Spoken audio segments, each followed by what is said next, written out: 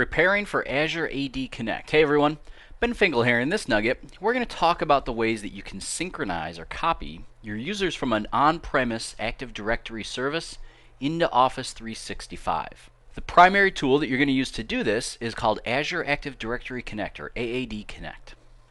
It's an age-old question they've been asking since the dawn of man. Do I synchronize or do I federate? Okay, maybe they haven't quite been asking it for that long, and actually you may not know exactly what I'm talking about. But what we're talking about is we are talking about connecting our local on-premise Active Directory accounts to Office 365. Right? Not all of us are going to run exclusively in Office 365. In fact, a lot of companies already have a well-established on-premise Active Directory service. That's where their user accounts are. And if they're going to start using Office 365, well, how do you get those user accounts into Office 365? Obviously, you can have administrators who manually key in one by one each of those users, and every time there's a new hire, they enter those users into both places, and every time someone moves organizations or leaves the company, you can delete them from both places, and yeah, right? That already sounds like a ton of work, and really a good excuse to cause problems. Well, thankfully, Microsoft is ahead of the game on this, and they have a number of different ways that you can use your on-premise Active Directory with Office 365. And there's going to be two basic methodologies for doing that. It's either synchronization or federation. Now, federation is simply forwarding any authentication requests that come in to Office 365 down to your on-premise Active Directory service. Nothing happens in Office 365 more than sort of a forwarding of these accounts. And we're going to talk about how you can set that up with something called AD Federation services in a different nugget in this series. What we're talking about today is we're talking about synchronization. Synchronization is the actual copying of your user accounts from your on-premise Active Directory up into Office 365. Synchronization literally makes duplicates of all of those accounts, including their attributes, at least some of their attributes and their passwords and things like that, so that you don't have to do that work for you. And using the tool that we're going to talk about, Azure AD Connect, it's going to ensure that it maintains or remains synchronized even as you perform different activities in your on-premise Active Directory. So you only do the things that you need to do to administer your service once on-premise, and those changes are synchronized or rolled up into Office 365 for you. In this nugget, we're going to talk a little bit about some of the features of Azure Active Directory Connect and how you can prepare and set up your account for it. First, let's talk a little bit about the history of synchronization between Azure Active Directory, or on-premise Active Directory, and Azure Active Directory, which is the directory that is behind Office 365. The very first tool that Microsoft supplied to do this was called DirSync, D-I-R-S-Y-N-C. And DirSync was really simple, really easy to use and set up. It was great, but it wasn't very feature-rich. It didn't do a lot of the things or handle a lot of the unique situations that people run into when they're running a production Active Directory on their premise. That was replaced with something called Azure Active Directory Sync. AAD Sync. And AAD Sync was very short-lived. It didn't stick around a long time. You won't hear much about it because that was very quickly replaced with Azure Active Directory Connect, or AAD Connect. And the thing about Azure Active Directory Connect is that it is the most feature-rich and arguably the easiest to use of all the tools that they've supplied. It's the one that you're going to find on the 70-346 exam, and it's the one that you should be using in your environment, in your system, if you are setting up synchronization. What does Azure Active Directory Connect do for you? Well, it allows for multiple on-premise forests. So if you have more than one forest in your on-premise Active Directory account, which is essentially saying if you have more than one Active Directory installation almost, AD Connect can handle that. The older tools, the sync tools, cannot handle that. Azure AD Connect will handle that well. Another cool thing that Azure AD Connect does is it handles write-back for users, groups, and passwords. Write-back is, just like it sounds like, it's writing data back from Office 365 into your on-premise Azure directory. Now, just a moment ago, I talked about how we want a single place to manage. We want to be able to write all our changes in one place and have those changes propagate up so that they are seamless and synchronized between the two systems. Well, unfortunately, that's not the way reality works. For instance, let's imagine if you have password reset self-service enabled for your users in Office 365. A user comes along and resets their password in Office 365. Well, now their password is different between the on-premise Active Directory and Office 365. If the user doesn't go to the on-premise Active Directory and perform that exact same reset function, guess what? That password is going to get wiped out when the synchronization next occurs.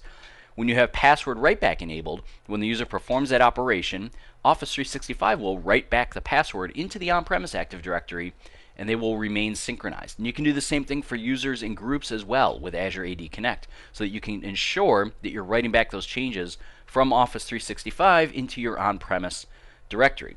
Azure AD Connect also allows you to filter by object attribute.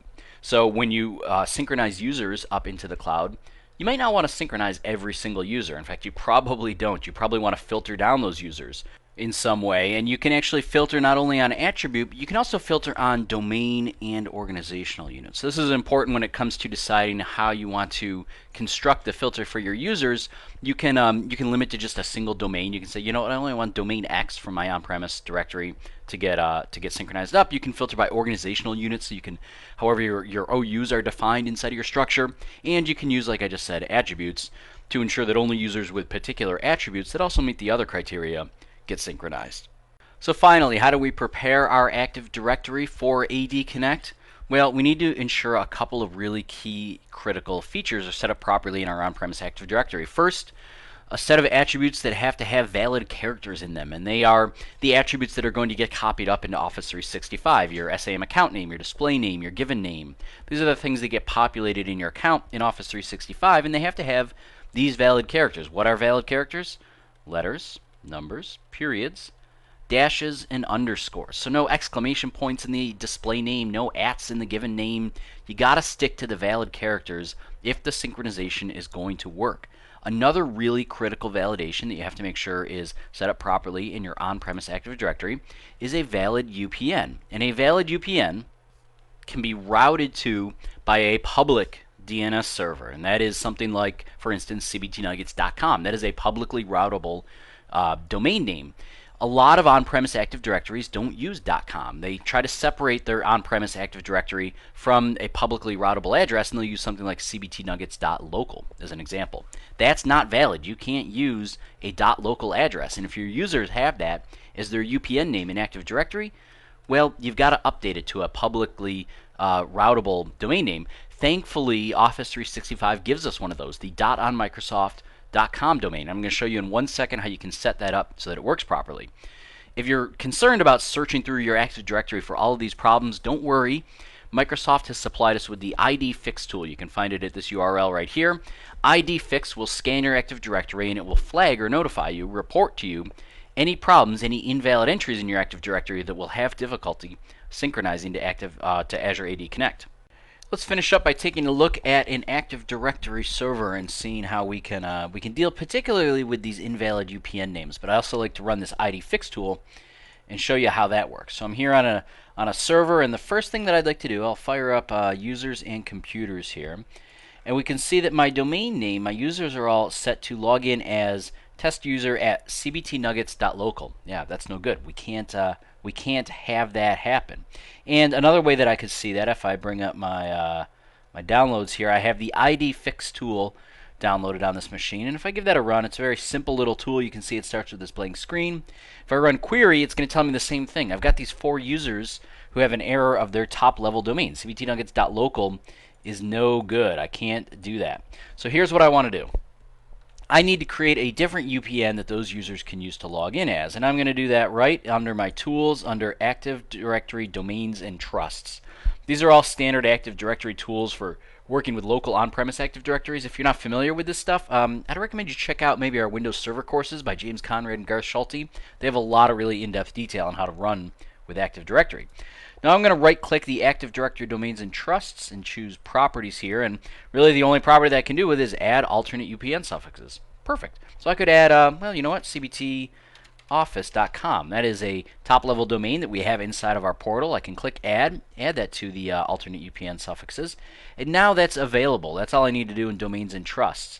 The second thing I need to do is I need to update each of the users to use that. So if I come here to test user Q1, come to the account, I can now pull down that domain name here. So now I'm updating the UPN name for test user 1. Click apply.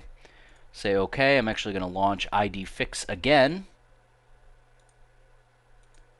Query it, and look, now we only have 3 users that are invalid. So I've already cleaned up one of these users from ID Fix.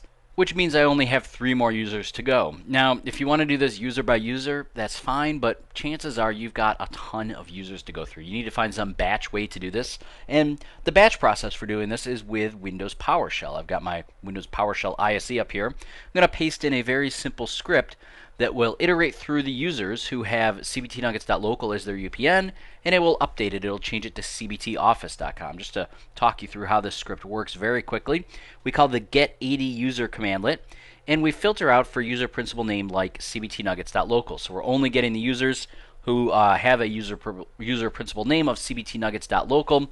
Then I for each through the results of that. You can see here I pipe it into the for each statement. And in the for each statement, I update the UPN, and I call the set AD user commandlet to actually change their UPN to cbtoffice.com. So if we go ahead and run this command right here, it should just take a moment to update those 3 users. And now let's rerun our ID fix. Boom, we're all set. Cleaned all those errors up. So now my directory is prepared to be synchronized up into Office 365.